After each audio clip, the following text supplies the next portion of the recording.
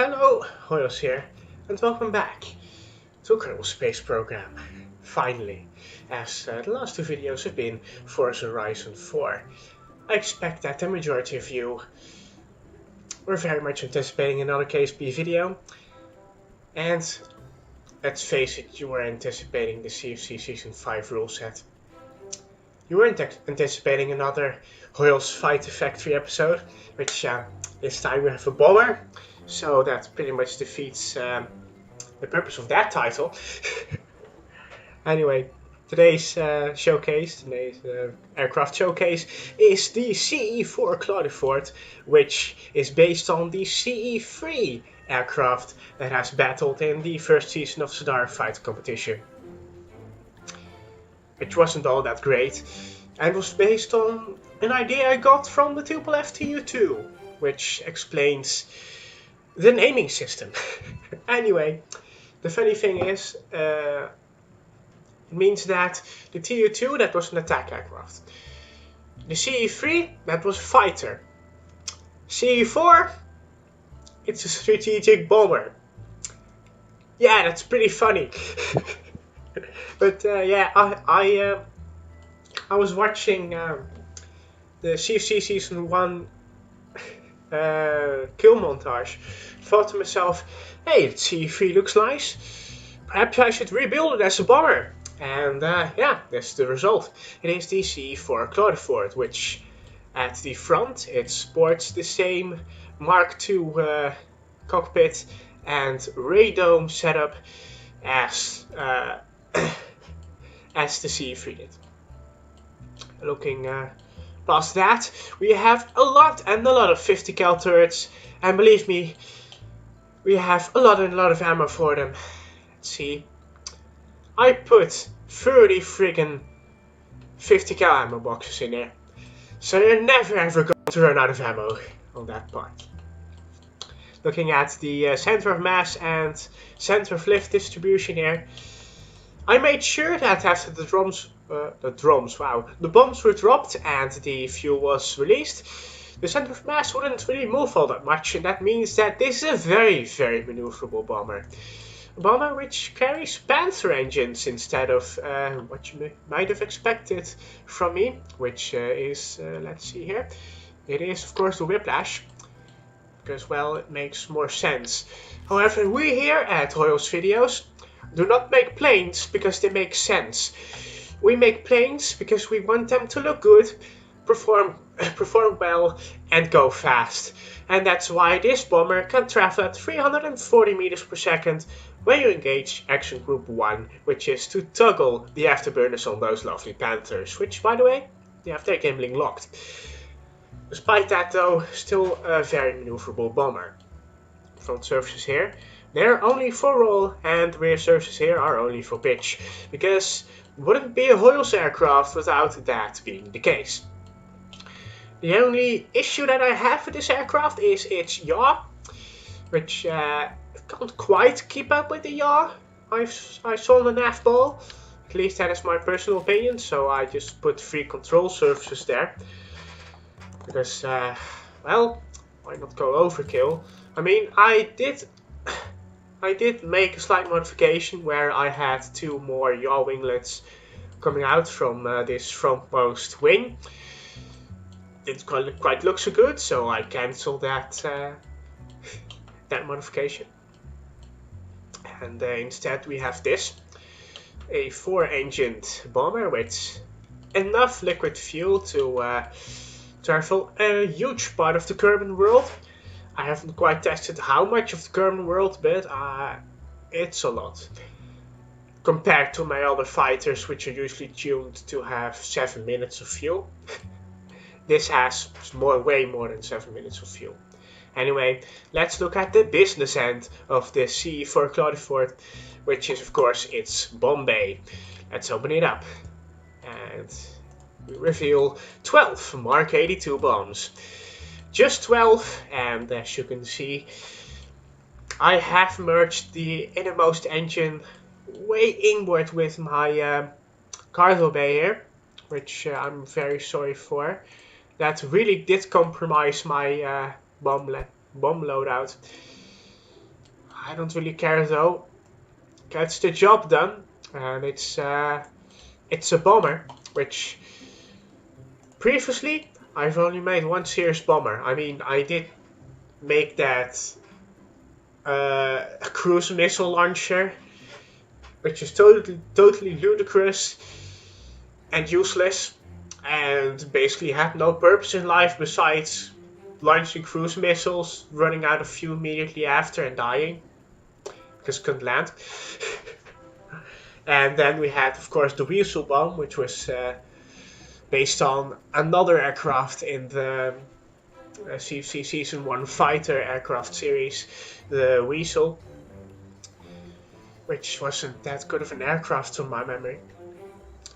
But yeah, I think actually the Weasel bomb was in the first season of Starfighter competition, or was it the Hojoz Fighter Factory tournament, which was basically Starfighter competition season 1, but with more outdated craft, and when I thought it was an original idea that nobody had done before.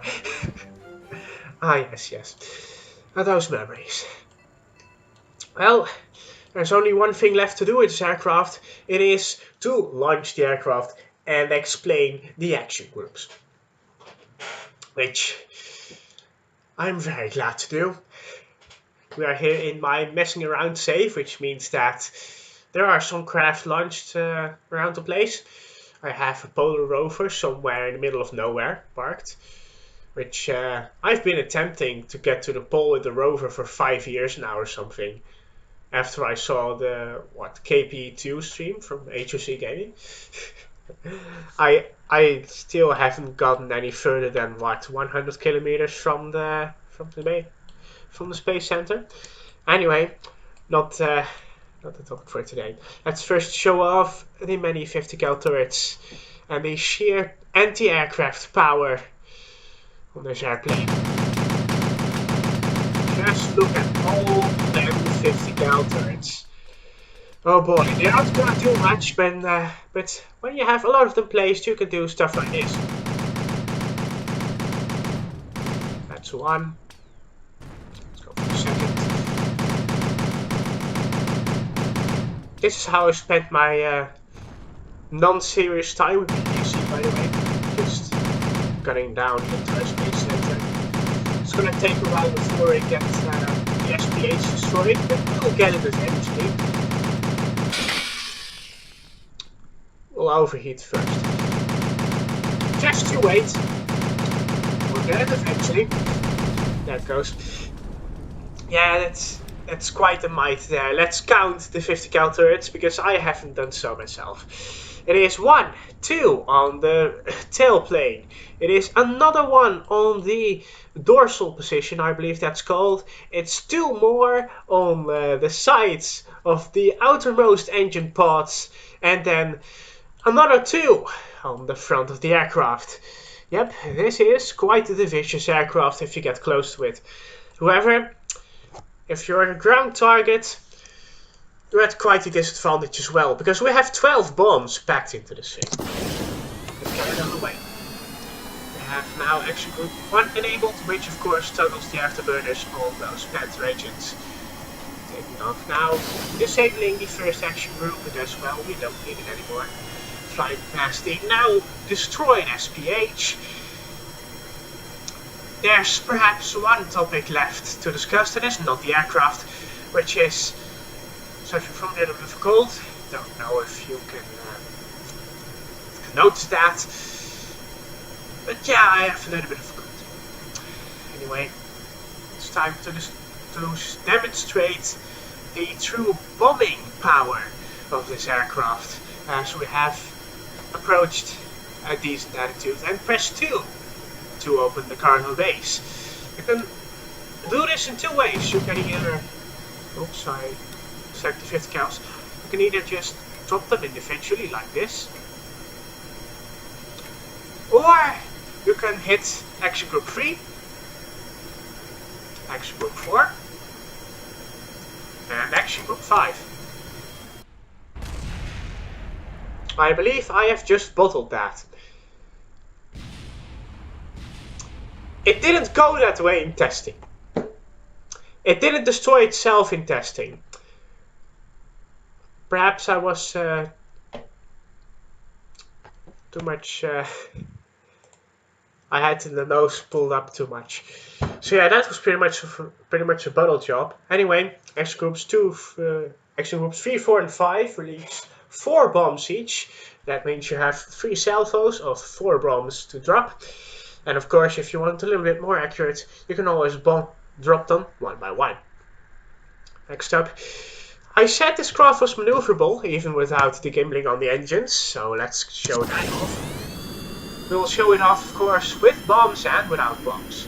Anyway, you don't have an action group that'll drop all your bombs at once. I'm very sorry for that, but if you want this craft as a sole performing aircraft, which is quite large, you can always just take out the bombs. And then the 50 cal ammo, and then the 50 cal turrets, and then the remaining necessary fuel, and the radome, etc, etc, etc. You get the point. Anyway, let's just pitch up. This is not quite what I remembered, but I reckon that's pretty maneuverable for a bomber. Let's then test out the roll. That's quite decent too. And finally, we're quite level. Yep, we are. Action group 2 to drop those cargo bay doors, and 3, 4, and 5, of course, to drop the bombs. Now in quick succession, 3, 4, and 5. That goes again. This didn't happen in testing. Damn. Okay, perhaps I dropped them too quickly. I don't know. They dropped fine in testing. Nothing goes the way you want if you're recording a video. Let's be honest here. Let's show you off then the final party trick of this Ce-4 Claudiford, which is due to lovely AP+. Which I just love this party trick of the aircraft. But then again, have to drop the bombs first. Perhaps that's too much to ask from this aircraft. But again, taking off here. Oh damn, you're not working with me, Ce-4 Claudiford. It's almost as if you're doing your name proud. Those references. Boy, you have to be at my school to understand them. Yes, the namesake might be a government class. Let's pitch up to get more altitude. Perhaps the drag is compromising the damn bombs. I have no idea. I'm the aircraft designer and I have no idea. That quite shows the severity of the situation, doesn't it? Anyway, action group 2 to get the base to open, and then I just release them individually. I have no trust in my action group system. Again, I selected the 50 characters. That's 1. That's 2. That's 3. 4. The 5th. Valve number 6. Valve number 7. Valve number 8. Number 9. Number 10. Number 11. And number 12. I'd like some sauce with that. Closing the cargo base doors down. Yes, it's a final neat trick that it has up its sleeve. This guy can provide it to us by the Microsoft Airplanes Plus. You see, this aircraft likes the mountains. Anyway, I still have to land the aircraft to demonstrate that this aircraft can also land, which not every one of my aircraft can land properly. Yeah, it's final party trick then. It's all about AP Plus KSC and having your gear down. You see, likes to bounce. And if I can get my approach right, I can destroy the entire KSC simply by bouncing this aircraft off numerous buildings. Oh boy, don't you love AP+. You see, not only do the 50 cal turrets have enough ammo to destroy the entire KSC 10 times over, and not only does this aircraft have enough bombs to do that too, it also has enough rigidity, which I am about to demonstrate approaching the runway now. It's quite hard to see with all those Mach effects, even though we're not quite yet at Mach 1. We have clouds. Getting this approach right will be crucial. We'll have a yaw there, and I'm going to completely and utterly ram you. My approach was too shallow, and it hit some non-AP+ parts and the entire aircraft exploded. That's the excuse I'm going to use now. Oh boy, the numerous excuses of basically making the most shittiest aircraft on the planet Earth that is designed for bombing, because it constantly blows itself up. But yeah, let's pull out the excuses, because the damn thing doesn't quite land at 320 meters per second, which makes total sense. Well then, fourth attempt at getting this thing to dump its bombs properly. Demonstrate its neat party trick. Come on, mate, just work with me, please. Would you just work with me? I mean, the camera's on and I get that you're very nervous in front of my 76 viewers, which only 15 to 10 people watch my Kerbal space program videos max. So it's not quite yet 76 people. But yeah, I just want to show what tricks you have up your sleeve. And you're quite just ignoring my commands. Why are you doing this to me? Action Group 2 has been hit, and now it is 3. Waiting a little bit there. 4. Please work with me, number 5. I seriously don't get what the issue is with number 5. I'm traveling too fast, aren't I? Just bring out the excuses. I'm so hyped up for this video. Perhaps you can even tell it by the energy in my voice. But this plane is making my job so damn difficult. It's a plane I designed myself. And, well, it's quite living up to the Hojoz legacy of making life difficult for its creator. Ah boy.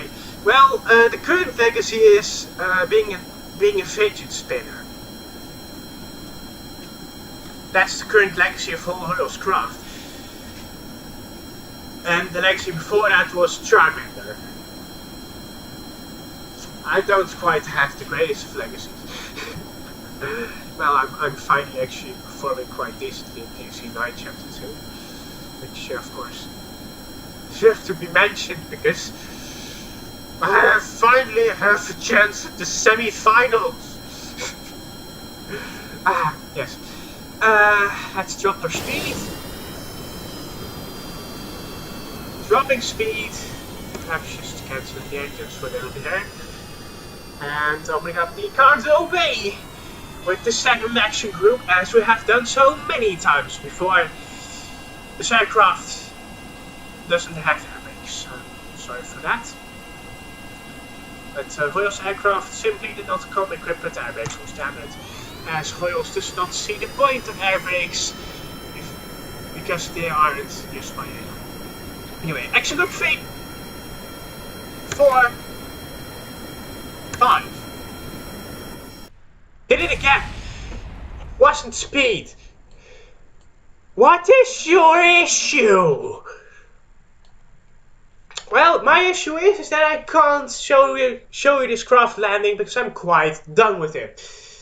This has been Hojoz. It's been Credit Boys Bob. Perhaps that was a little bit of a sudden outro. So let's drag it on. CFC Season 5. Post regulations are CFC Season 4 guns. And the maximum of 2 M9s and a maximum of 1 A120. Although I still have yet to test if I can get that weapon accuracy down. If I get the explosion proximity down to like 1 meter. Because with 7 meters, it's pretty deadly 1/4 of the time. Don't want my fighter tournament to be all about the missiles, because that got me a very undeserved quarterfinal. Anyway, that has been Hojoz. That has been Kerbal Space Program, and that has been this video.